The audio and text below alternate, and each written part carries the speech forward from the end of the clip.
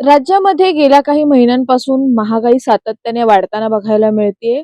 अ, पालेभाज्या असो, फळभाज्या असो किंवा खाण्यातले इतर पदार्थ असो, याच्यामध्ये दिवसेंदिवस गेल्या काही महिन्यांमध्ये बरीचशी वाढ झालेली आहे आणि त्यामुळे सर्वसामान्यांचं एक तर बजेट कोलमडलेलं आहे आणि त्याशिवाय त्यांच्या खिशाला कात्री सुद्धा लागलेली आहे. परंतु आता आपल्याला माहिती आहे श्रावण महिना सुरुवात झालेली आहे आणि श्रावण महिन्यामध्ये सणांना सुद्धा सुरुवात होते. रक्षाबंधन असेल, दहीकाला असेल म्हणजे अर्थातच दहीहंडी असेल किंवा राज्योत्सव जो आपला आहे, गणेशोत्सव तो असेल. आता हे सर्व सण एकामागोमाग एक येतील आणि त्यामध्ये जे आहे सर्वांना जी भुरळ असते किंवा याच्यामध्ये जो नैवेद्य असतो तो गोड पदार्थाचा असतो. परंतु हे गोड पदार्थ ज्या साखरेमुळे गोड होतात, ती साखर मात्र जी आहे ती आता महागली आहे. यामुळे कुठे ना कुठेतरी सर्वसामान्य चिंतेत सापडलेला आहे. जी साखर 40-45 रुपये किलोने विकली जात होती, त्या साखरेचे दर आज थेट गगनाला भिडलेले आहेत. गगनाला भिडले याचा अर्थ म्हणजे बघायला गेलं तर हे दर जे आहे ते 60 रुपयांपेक्षा अधिक झालेले आहे. सध्या मुंबईमध्ये जे आहे ते साखरेचे दर 60 ते 65 किलो रुपये अशा दराने साखर जी आहे ती विकली जाते. सध्या आपण एका दुकानात आहोत आणि या ठिकाणी बघू शकतो म्हणजे किराणा मालाचं दुकान म्हटलं की त्या ठिकाणी साखरेचा मोठा साठा असतो. कारण की प्रत्येकाला चहा असो, कॉफी असो किंवा काही जणांना दुधामध्ये साखर घालून प्यायला दूध आवडत असतं किंवा घरातले इतर जे काही शिरा असेल, अशी पदार्थ जे आहे ते करण्यासाठी आपल्याला साखर लागते. परंतु ही साखर जी आहे ती आज महाग झालेली आहे. आपण ह्या एका मोठ्या स्टोअरमध्ये बघू शकतो. फक्त अगदी थोड्या प्रमाणात ही साखर ठेवलेली आहे आणि स्वतः दुकानदार सांगतात की आमच्याकडे आजचा भाव भाव जो आहे, जो दर आहे साखरेचा, तो 64 रुपये किलो दराने आहे. म्हणजे आजची जर का एकंदरीत आपण सगळी ह्या बाबतली परिस्थिती जर का जाणून घ्यायला गेलो, तर साखरेचे जे प्रति क्विंटल दर जे आहेत ते 7,500 म्हणजे थेट 7,500 जे आहे ते प्रति क्विंटल दर गेलेले आहे आणि त्या प्रति क्विंटल दरामुळे जे आहे ते साखरेच्या किलोच्या ज्या दरामध्ये आहे ती सुद्धा वाढ झालेली आहे. त्याच्यामुळे मुंबईमध्ये तरी सध्याच्या दराला वेगवेगळ्या ठिकाणी वेगवेगळे भाव बघायला मिळतात. म्हणजे उपनगरात जर का आपण बघायला गेलो तर 60 ते 65 किलो रुपयांच्या दराने मिळते आणि जर का आपण मुंबई शहरात बघायला जर का हे भाव गेलो तर साखरेचे दर थेट 70 रुपयांपर्यंत जाऊन पोहोचलेले आहेत. त्याशिवाय इतर गोष्टी बघायला गेलं तर सध्या सांगलीमध्ये जे आहे ते 80 रुपये किलो भावाने साखर विकली जाते. बुलढाण्यामध्ये सुद्धा 80 रुपये किलो, वाशिम 80 रुपये किलो, कोल्हापूरमध्ये 75 रुपये किलो दर आहेत.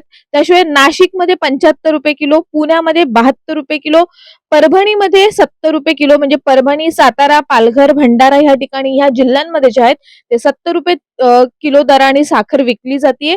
त्याशिवाय जर का बघायला गेलं तर जळगाव, अकोला ह्या ठिकाणी जे आहे 68 आणि 65 रुपये किलोनी साखर विकली जाते. रत्नागिरीमध्ये 62 रुपये किलोनी, चंद्रपूरमध्ये 60 रुपये किलोनी, नांदेडमध्ये 65 रुपये किलोनी, पालघर जिल्ह्यामध्ये जे आहे ते 65 ते 70 रुपये प्रति किलो दराने साखर विकली जाते.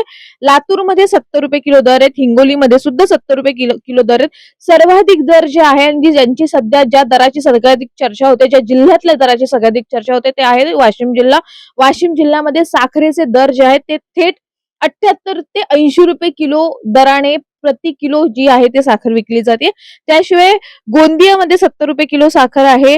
भंडारामध्ये 68 रुपये किलो, वर्ध्यामध्येही 62 ते 64 रुपये किलो प्रति किलो साखर विकली जाते. अकोल्यामध्ये 65 रुपये किलो, चंद्रपूरमध्ये 60 रुपये किलो, अमरावतीमध्ये 75, यवतमाळमध्ये 75 ते 78 रुपये किलो साखर विकली जाते आणि त्याशिवाय गडचिरोलीमध्ये जे आहे ते 60 रुपये प्रति किलो. म्हणजे कुठेच कोणत्याही जिल्ह्यामध्ये जे आहे ते साखरेचे दर 60 रुपयांच्या खाली आपल्याला बघायला मिळत नाहीये. त्याच्यामुळे आपण सध्या जर का बघायला गेलो तर सर्वसामान्यांच्या खाण्यामध्ये, सर्वसामान्यांच्या पदार्थामध्ये गोड वाटणारी साखर जी आहे किंवा गोडवा वाढवणारी साखर जी आहे ती आता कुठे ना कुठेतरी सर्वसामान्यांना कडू वाटू लागलेली आहे. त्याच्यामुळे बाहेरचे जे टपरीवरती चहा सामान्य नागरिक पितात त्याच्यामध्ये सुद्धा वाढ होण्याची शक्यता आहे. म्हणजे सध्या एक चहाचा जो अर्धा कप आहे, जो अर्धा ग्लास चहा जो मिळतो त्याचा सध्याचा दर हा 15 ते 20 रुपये आहे. परंतु आता साखरेचे भाव वाढल्यामुळे त्याचे सुद्धा दर वाढू शकतात.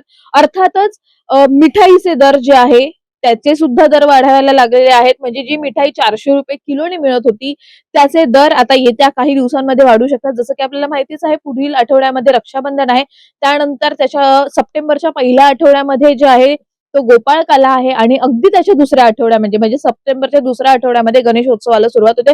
गणेशोत्सवामध्ये मोदक असतील, लाडू असतील किंवा इतर मिठाईचे जे पदार्थ आहेत, गोड पदार्थ आहेत त्याचा नैवेद्य गणपतीला दाखवला जातो. परंतु आता हा नैवेद्य सुद्धा जो आहे किंवा गणरायाच्या ताटामध्ये जे मोदक वाढले जातील, जे लाडू पेढे वाढले जातील, त्याचा दर आता येणाऱ्या काही दिवसांमध्ये वाढण्याची शक्यता सुद्धा व्यक्त करण्यात येते. अर्थातच सर्वसामान्य नागरिकांचं बजेट कोलमडलेलं आहे. गृहिणींचं किचन मधलं बजेट कोलमडलेलं आहे, कारण की सकाळी उठल्यानंतर एका व्यक्तीला पहिला काही गोष्ट लागत असेल तर ते चहा असते, आयदर कॉफी असते. त्याच्यामुळे चहा मधली साखर आता कमी होणार आहे. चहातला जो गोडवा आहे तो सुद्धा या साखरेच्या दरामुळे कमी होणार आहे. आजपर्यंत तेल असेल, म्हणजे अर्थातच खाद्यतेल असेल, फळभाज्या असतील, पालेभाज्या असतील किंवा डाळींचे भाव असतील हे वाढत होते, परंतु आता साखरेचे भाव वाढल्याने सर्वसामान्य नागरिकांच्या खिशाला तर कात्री लागतच आहे आणि त्यासोबतच सर्वसामान्य नागरिकांमध्ये जे आहे ते चिंतेचं वातावरण पसरलेलं आहे. एकंदरीत आपण जर का दुसरी गोष्ट बघायला गेली तर साखरेचे दर वाढीचे नेमकी कारण काय असू शकतात, तर जो ऊस आहे, जो मुख्य कच्चा माल आहे साखरेकरता लागण्याकरता, त्याच्यामध्ये त्यांच्या दरामध्ये वाढ झालेली आहे आणि त्याची कारणं सुद्धा आहेत की हवामानातले बदल असतील किंवा पाऊस असेल किंवा ऊसाला सर्वाधिक पाणी लागतं, तर पाण्याची कमतरता आहे. त्याच्यामुळे ऊसाच्या उत्पादनावरती परिणाम व्हायला लागलेला आहे आणि ऊसाच्या उत्पादनावरती परिणाम झाल्याने हा जो कच्चा माल आहे साखरेसाठी लागणारा तो महागला आहे आणि अर्थातच त्याचा परिणाम हा साखरेच्या दरावरती सध्याच्या घडीला बघायला मिळतो. त्याच्यामुळे येणाऱ्या काही दिवसामध्ये येणाऱ्या सणोत्सवामध्ये साखर आणखी किती महाग होते, त्याचे भाव किती गगनाला भिडले जातात हे पाहणं आता महत्वाचं ठरणार आहे. त्याच्यामुळे ह्याचे दर जाणून घेण्याकरता व राज्यातील व देशातील संपूर्ण घडामोडी जाणून घेण्याकरता आपण आपल्या महानगर लाईव्हला फॉलो करायला, सबस्क्राईब करायला विसरू नका. धन्यवाद.